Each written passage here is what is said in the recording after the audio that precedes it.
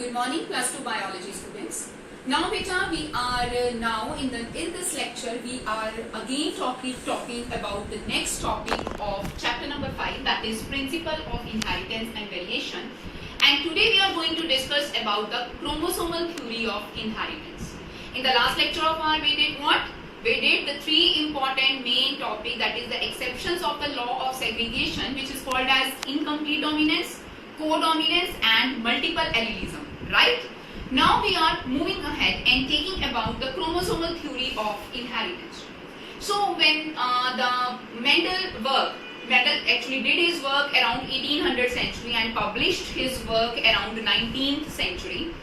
And after the publishing of Mendel's work, various theories have been put forward by the various biologists and the geneticists and the scientists. So the world most acceptable theory, which is to be given by Sutton and Bowrey in 1900, and it is published in 1902, and this is called as a more appropriate theory of chromosomal theory of inheritance, means the chromosomes and genes how related to one another. So these are the main postulates I have to be drawn out in front of you people.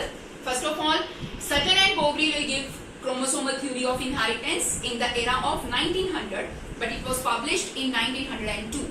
So according to them, beta, the behavior of the chromosome was parallel to the behavior of the genes, means their behavior, they are to be parallel. Fine. Both are present in the pair, they both are occurring in pair. Two alleles make a gene. In the same way, a pair of the chromosome is always present. And how many pair of chromosomes we are having? Yes, 23 pair of chromosomes we all are having. Or we say that the 46 total chromosomes are there, out of which 22 are autosomes. It is same in both the male and the female, and only one chromosome is called as the pair is called as the sex chromosome, which is differentiable in between the males and the females. In the male there is X and Y, and female is X and X, right बच्चे?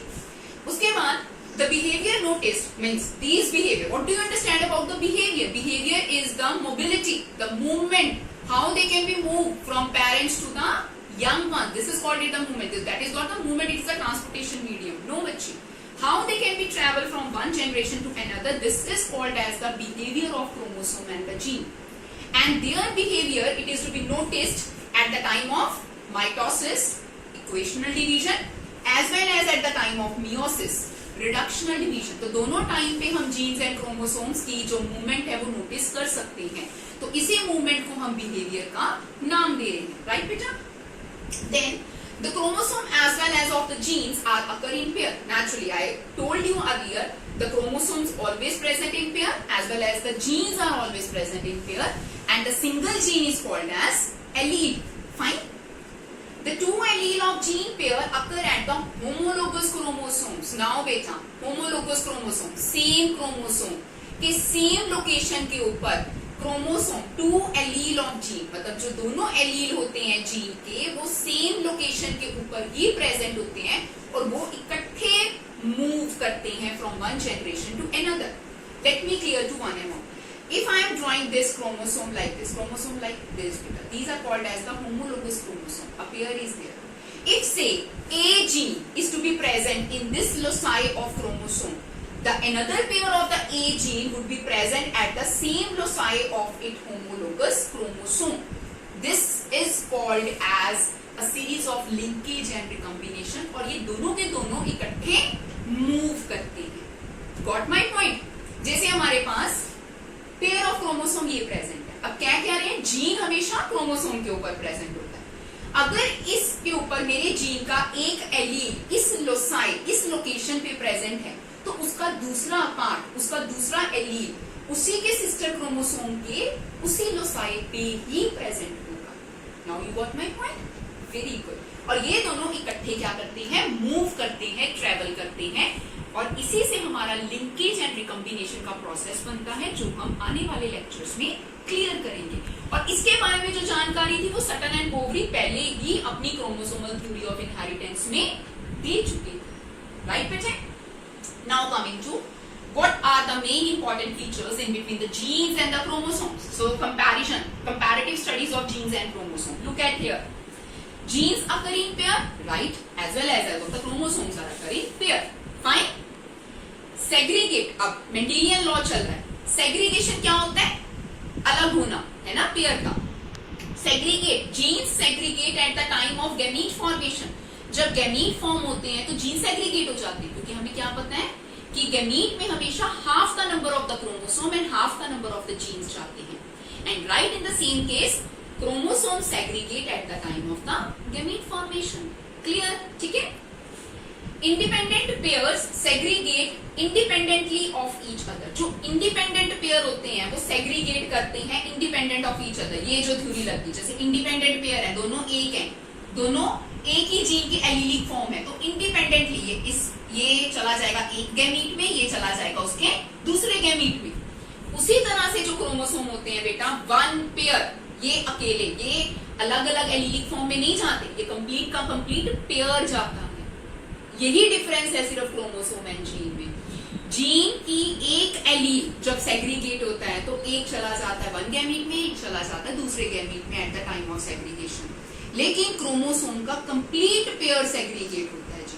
तभी mail का complete pair XY चला जाता है एक gamete में, और female का एक पेयर XX चला जाता है दूसरे गैमीट में eight the time of segregation. Now you are getting my point. What is the basic difference between the chromosome and the gene? Otherwise, there is no such kind of the difference. The genes are to be residing on the chromosome. And how many chromosomes are there? There are total 46 chromosomes and pair are 23 pair of the chromosome are there. Okay ji?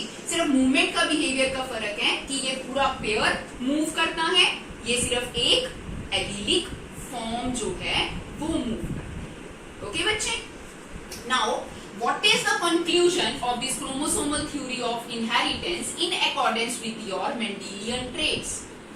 So, just focus on these points. Sutton and Bowlby, both the scientists, they argue that the pairing and the separation of the chromosome will lead to segregation. उन लोगों ने argue किया कि जब pairing होती है किसी चीज की, जो चीज बनती है, और segregate, unpairing होती है, जो चीज अलग होती है, ये हमेशा कब होता है प्रोसेस? सिर्फ और सिर्फ सेग्रीगेशन के टाइम पे, गैमीट फॉर्मेशन होने के टाइम पे। फाइन बेटा?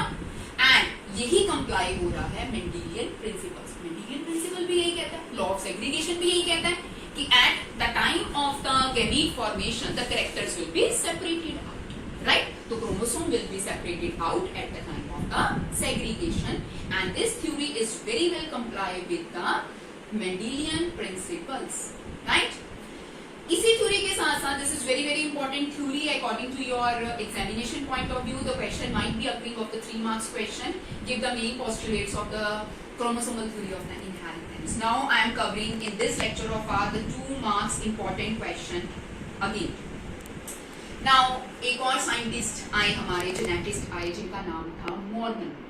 मॉर्गन, जैसे अगर हम मेंडल को कहते हैं MENDEL, मेंडल को कहते हैं the father of genetics, Morgan को कहा जाता है the father of modern genetics. जो मॉडर्न जेनेटिक्स, नई जेनेटिक्स निकल के आई, उनके फादर। इन्होंने अपना वर्क किस पे किया? फ्रूट फ्लाई के ऊपर। आपने देखा होगा बेटा, फ्रूट के अगर आप शॉप्स पे जाते हो, बड़े कलरफुल फ्रूट फ्लाईज आती हैं, उनके ऊपर इन्होंने अपना वर्क किया, ये सारी थ्योरीज को एक्सप्लेन करने के लिए।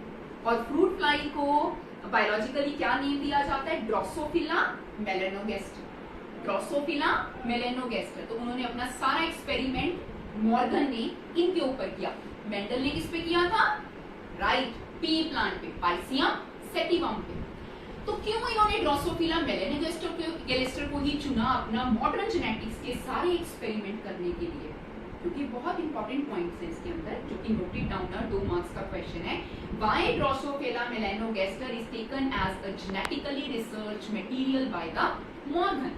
तो बड़े इंपॉर्टेंट पॉइंट्स हैं। First, they could grow on the simple synthetic medium into the laboratories. जो चीज आसानी से लेबोरेटरी में ग्रो हो जाती है, साइंटिस्ट हमेशा उसी को एक्सपेरिमेंटल स्टडी के तौर पे चुनते हैं। तो ये बड़े सिंपल तरीके से सिंपल सिंथेटिक मीडियम को यूज करके लेबोरेटरीज में ग्रो हो जाता है। Life cycle is about 2 weeks। इस फ्लाई की जो लाइफ साइकिल है फिर सिर्फ 2 हफ्ते की, क्योंकि हमें इंपॉर्टेंटली हमें किस में इंटरेस्ट है? प्रोजेनी में इंटरेस्ट है उसके, है ना? 2 हफ्ते का लाइफ साइकिल है उसका। अंडे दे देती है, प्रोजेनी भी डेवलप हो जाती है। Single mating produce number of progeny flies. एक सिंगल मेट से ही, एक सिंगल मेटिंग सिस्टम से number of the progeny develop हो जाती है, और जितना रिसर्च मटेरियल आपका हाई होगा उतना ही कंक्लूजन आपका जल्दी निकलेगा experiment. Fine, clear differentiation between the sexes. अब ड्रोसोफिला मेलानोगास्टर में एक और बड़ा पॉजिटिव पॉइंट है कि हमें मेल और फीमेल में 2 मिनट में डिफरेंशिएशन हो जाता है। So it's a very unique and very easy thing to do any kind of the research और experimentation work on it, and it is also helpful in study the heredity variation, और इसको heredity variation को study करने में बहुत helpful है। तो बच्चे, अगर आज के लेक्चर में आपके 5 मार्क्स का काम जो है कंप्लीट होता है, according to 3 examination point of view में 3 मार्क्स का क्वेश्चन आपका आता है chromosomal theory of inheritance which is to be given by Sutton and Boveri. What are the main contributory part, gene and chromosomal में क्या है और उनका कंक्लूजन क्या है। You just take out the screenshot of it and just write down in this way only. Fine, और उसके बाद 2 नंबर का क्वेश्चन आपका खत्म होता है, who is the father of the modern genetic, on which he has to be doing the experimentation work, and why he just take this Drosophila melanogaster as an experimenting material for doing the genetist experiments. So you just take the screen out of it, and if you have any kind of the query, just subscribe the channel, just go on to the comment section and put your queries over here. Thank you so much.